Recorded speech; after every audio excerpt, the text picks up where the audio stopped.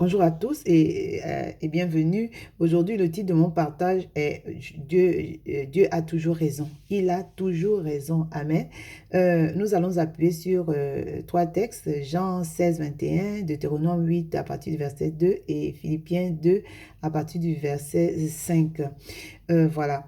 Donc, je vais lire Deutéronome 8.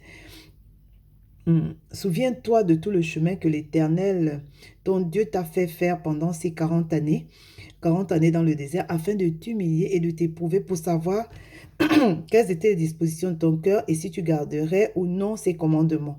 Il t'a humilié, il t'a fait souffrir de la faim et il t'a nourri de la manne que tu ne connaissais pas et que n'avaient pas connu tes pères, afin de t'apprendre que l'homme ne vit pas de pain seulement, mais que l'homme vit, ne vit pas de pain seulement, mais que l'homme vit de tout ce qui sort de la bouche de l'Éternel.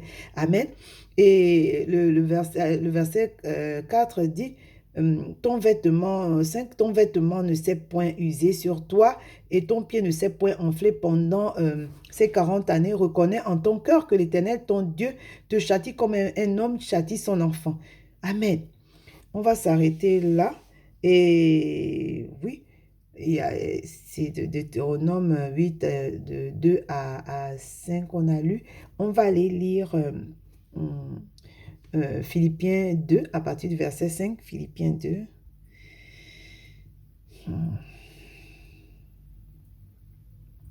Philippiens 2, 5 dit, je lis, ayez en vous les sentiments qui étaient en Jésus-Christ, lequel, existant en forme de Dieu, n'a point regardé comme une proie arrachée d'être égal avec Dieu, mais s'est dépouillé lui-même en prenant une forme de serviteur et devenant semblable aux hommes, ayant paru comme un simple homme. Il s'est humilié lui-même, se rendant obéissant jusqu'à la mort, même jusqu'à la mort de la croix. C'est pourquoi Dieu l'a souverainement élevé et lui a donné un nom qui est au-dessus de tous les noms, afin qu'au nom de Jésus, tout genou fléchit, que tout genou fléchisse dans les cieux et sur la terre et que toute langue confesse que Jésus-Christ est le Seigneur à la gloire de Dieu. Donc, c'est du verset 5 à 11. Amen. Et on va lire Jean 16, 21. Jean 16, 21. Voilà. Jean 16, 21, la femme, lorsqu'elle enfante, éprouve de la tristesse parce que son heure est venue, mais lorsqu'elle a donné le jour à l'enfant, elle ne se souvient plus de la souffrance à cause de euh, la joie qu'elle a de ce qu'un homme est né dans le monde. Amen. On va s'appuyer sur ces trois passages-là pour parler du titre. En fait, il y a quelque temps, il y a une de mes relations qui m'a appelé pour me dire que elle n'en pouvait plus. En fait, elle est dans un désert et elle n'en pouvait plus que là, vraiment. Et la manière, en fait, je l'ai toujours encouragée et la manière dont elle m'a envoyé le message, en fait, j'ai vu au-delà du message qu'elle était vraiment en détresse. Et puis, je me suis dit, Seigneur, qu'est-ce que je peux lui dire? Parce qu'on n'a pas la même maturité. Et qu'est-ce que je peux lui dire? Lui dire que ça va aller, tout ça, ça repose sur rien parce que Dieu dit qu'il veille sur sa parole pour l'exécuter et c'est sa parole qui guérit. Donc, j'étais désemparée. J'ai dit, bon, et gloire soit rendue à Dieu. Et vraiment, le Saint-Esprit m'a inspiré le passage Jean 16, 21 qui parle de l'enfantement. Et ça m'a vraiment fait du bien. J'ai réalisé combien de fois il répond à nos prières, quoi. Je disais, qu'est-ce que je vais lui dire? J'ai pas fait une prière formelle comme ça, Saint-Esprit, dis-moi. Non, mais voilà. Et le Saint-Esprit venant est vraiment venu à mon secours pour me dire, me parler au travers de cette écriture-là que je pouvais me servir de cette écriture-là pour l'encourager. Amen. En fait, le Seigneur m'a amené à réaliser que il nous a toujours dit ça, c'est que on ne sera pas éprouvé au-delà de nos forces, et que il a pris nos souffrances à la croix, donc désormais nous avons la paix. Il nous a dit beaucoup de choses pour nous rassurer, mais c'est pas pour autant que, comment dire, on reçoit ça. Mais gloire soit rendue à Dieu. Moi, je suis dans cette démarche-là et puis je vois comment le Seigneur fait, c'est-à-dire, il m'amène à véritablement réaliser qu'effectivement, quand il dit que on est dans une épreuve et que cette épreuve ne va pas nous dépasser, il nous en a donné véritablement la capacité. Amen. Amen. Donc, lorsque j'ai reçu cela, on va relire. La femme, lorsqu'elle enfante, éprouve de la tristesse parce que son heure est venue, mais lorsqu'elle a donné le jour à l'enfant, elle ne se souvient plus de la souffrance à cause de la joie qu'elle a de ce qu'un homme est né dans le monde. Bon, bien avant d'en parler, on va revenir dans le passage de Deutéronome 8. Il faut dire que vraiment, Dieu met un point d'honneur à ce que nous lui rendons des actions de grâce en tout temps. Il a dit, rendez grâce en toute chose, car c'est à notre égard sa volonté en Jésus-Christ. Donc, Dieu met un point d'honneur dans ce passage de Deutéronome de ce que nous devons lui rendre, lui rendre des actions de grâce, vraiment lui dire notre reconnaissance. Parce que lorsque je disais que lorsqu'on est dans des épreuves, on oublie ce que Dieu a fait avant. Donc, il m'a amené à réaliser que véritablement, on devrait déjà lui rendre grâce. Parce qu'on a beau... c'est-à-dire qu'on a traversé des situations pires même que celle-ci, mais on oublie que Dieu nous en a sortis. Amen. Il a été, c'est-à-dire que vraiment, il a été celui-là qui a veillé à ce qu'on s'en sorte et tout. On doit véritablement lui être reconnaissant. Et puis, dans ce passage-là aussi, Dieu veut nous apprendre, lorsque on est dans le désert, à lui faire véritablement confiance, vraiment à prendre la décision de lâcher prise et de marcher.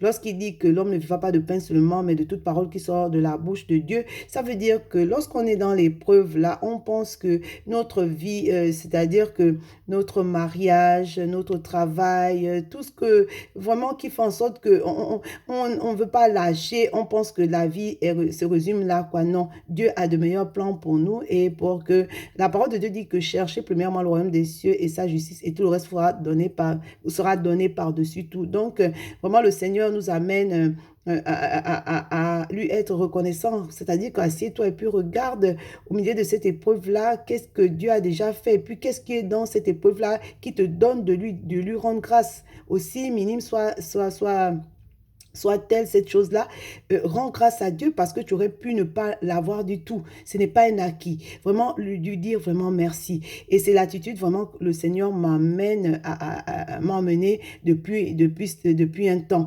Et puis, voilà, lui rendre grâce et puis, comment dire, chercher premièrement le royaume des cieux, quoi, chercher l'intérêt de Dieu et lui faire véritablement confiance, marcher selon sa parole.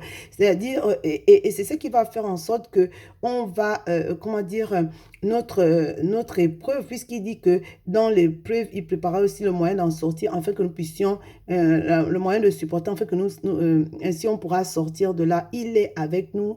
Il a dit que il est avec nous. Amen. Donc, et lorsque le Seigneur, j'étais désemparée pour ma soeur, il m'a dit, il m'a donné comment dire, ce passage-là de Jean 16, 21. C'est vraiment, c'était pour vraiment lui emmener un exemple très pratique. C'est là, c'est pas, parce que quand Dieu dit, bon, Dieu, tu ne le vois pas et tout, mais là, c'est pratique, cet exemple-là, et il m'a donné cette écriture-là pour l'encourager. Ça peut aussi t'encourager. Moi, ça m'a aussi encouragé. Ça m'a fait réaliser qu'au fond, Dieu a toujours raison. Ça veut dire que lorsqu'il dit qu'on a la capacité, on peut le faire parce qu'il est avec nous. Et puis, comment dire, la douleur inhumaine, là, lui, il a pris ça à la croix. Est-ce que ce qui permet qu'on est là, c'est quelque chose qu'on a là, dont on a la capacité de traverser.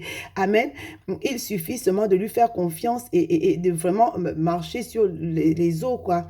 Et donc, on dit ici que dans Jean 16, 21, la femme, lorsqu'elle enfante, éprouve de la tristesse. La femme, lorsqu'elle enfante, éprouve de la tristesse parce que son heure est venue, mais lorsqu'elle a donné le jour à l'enfant, elle ne se souvient plus de la souffrance à cause de la joie qu'elle a de ce qu'un homme est né dans le monde. Plusieurs parmi nous comment dire, ont enfanté ou enfantent, et puis soit enfanté des enfants, soit des projets, et ce n'est pas toujours facile. Ce n'est pas toujours facile. Bon, moi, je me souviens que toutes les fois où j'étais en travail, j'ai arrêté de pleurer un moment parce que la douleur était indicible. Et vraiment, dans ma tête, c'était de ne pas refaire un enfant, de moins de sitôt, de ne pas refaire d'enfant du tout, parce que c'est très douloureux. C'est très douloureux. Mais ça ne m'a pas empêché d'en faire. Donc, ça veut dire, et Dieu m'a montré par là que c'est tellement évident que les traversées du désert, les épreuves qu'on a, comment tu appelles, c'est des stations d'arrêt. Ce n'est pas la fin. On ne va pas en mourir. On va certainement s'en sortir. Amen. On va véritablement, certainement s'en sortir. On doit lui faire confiance. Et puis, il nous a donné l'exemple. On va voir ça dans Philippiens 2, à partir du verset 5. Philippiens 2. Et je lis la parole de Dieu. Ayez en vous les sentiments qui étaient en Jésus-Christ, lequel existant en forme de Dieu n'a point gardé comme une proie arrachée, n'a point regardé comme une proie arrachée d'être égal à Dieu, mais s'est dépouillé lui-même en prenant une forme de serviteur, en devenant semblable aux hommes et ayant paru comme un simple homme, il s'est humilié lui-même se rendant obéissant jusqu'à la mort, même jusqu'à la mort de la croix. C'est pourquoi aussi Dieu l'a souverainement élevé et lui a donné le nom qui est au-dessus de tous les noms, afin qu'au nom de Jésus, tout genou fléchisse dans les cieux et sur la terre, et que toute langue confesse que Jésus-Christ est Seigneur à la gloire de Dieu le Père. Vous savez, on ne s'appartient plus. Hein. Dieu a des projets pour nous, des projets de paix et non de malheur, afin de donner un avenir et d'espérance. Ça veut dire qu'on ne peut pas mourir. On ne peut pas mourir aussi longtemps qu'il ne les a pas réalisés. Et ça, voilà, c'est vrai on peut, comme je dis, sortir du processus. On peut choisir la voie de la facilité, mais ça veut dire qu'on va perdre du temps. À un moment donné, il va falloir payer le prix. Il n'y a pas quelque chose qui a plus de valeur que le trône de Dieu. Il a quitté son trône et il s'est humilié. Il s'est humilié. Et puis, voici le résultat, c'est que Dieu l'a souverainement élevé. Ça veut dire que on ne pourra plus souffrir la douleur qu'il a souffert à la croix. Ça veut dire que ce que nous traversons est gérable, est supportable. On va certainement s'en sortir. Amen. Et on devra le faire parce que Dieu ne nous a pas créés pour nous. Premièrement, cherchons la volonté de Dieu. Il dit que si on le cherche, premièrement, tout le reste nous sera donné par-dessus tout. Dieu a un peuple nombreux. Je n'arrête pas de le dire. Dieu nous a sauvés pour sauver. Donc, à un moment donné, on doit réaliser par rapport à cette écriture-là de Jean 16, 21, ça veut dire que c'est possible, ça ne va pas nous tuer. Et où trouver la force? Moi, ce que je fais, je vous assure, je cultive, je fréquente ardemment en ce moment le lieu secret. Vraiment, je suis assidue parce que je sais que ma vie en dépend. C'est-à-dire, je demande à Dieu, plutôt que de lui demander, pardon, vraiment, ce qui fait que je sois là aujourd'hui, je lui demande son cœur, le cœur de Dieu. Je lui demande de regarder mon prochain avec ses yeux, comme il m'a regardé. La parole de Dieu dit qu'il a tant aimé le monde. Il savait que beaucoup parmi nous devaient être des assassins, des prostituées, des voleurs et tout ce que vous voulez. Mais malgré cela, il a choisi de payer le prix. Il a misé sur nos vies, croyant qu'un jour, en découvrant ce qu'il a fait à la croix, on allait se donner à lui. Amen. La volonté de Dieu, c'est que tous les hommes soient sauvés, parviennent à la connaissance de la vérité. Il ne veut pas que le méchant meure. Donc, cessons de regarder à nos intérêts. Il nous appartient à nous de prendre la responsabilité, ça veut dire de manifester de la patience et avoir une bonne attitude dans cette épreuve-là, si on veut véritablement sortir de là, quoi.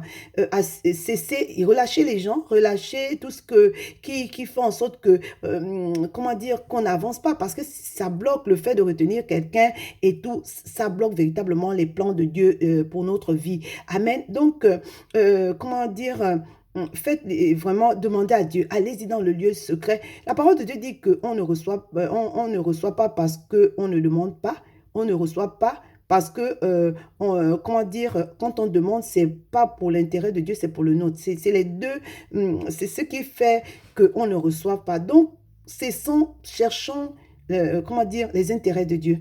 en premier. S'il dit qu'on doit relâcher, on doit relâcher. Pardonner, on doit pardonner. Aimer, on doit aimer. Tout ça là dans le lieu secret. Tu vas puiser la force là-bas. C'est là-bas où tu t'allonges par terre. C'est là-bas où tu dis, Seigneur, sans toi, je n'y arriverai jamais. Et il va te donner. Tu sais, Dieu a l'épreuve que chacun de nous traverse est accompagnée d'une certaine grâce. Ça veut dire que lorsqu'on on obéit à la parole de Dieu, la grâce est relâchée pour que nous puissions traverser ces temps, ces moments. Amen.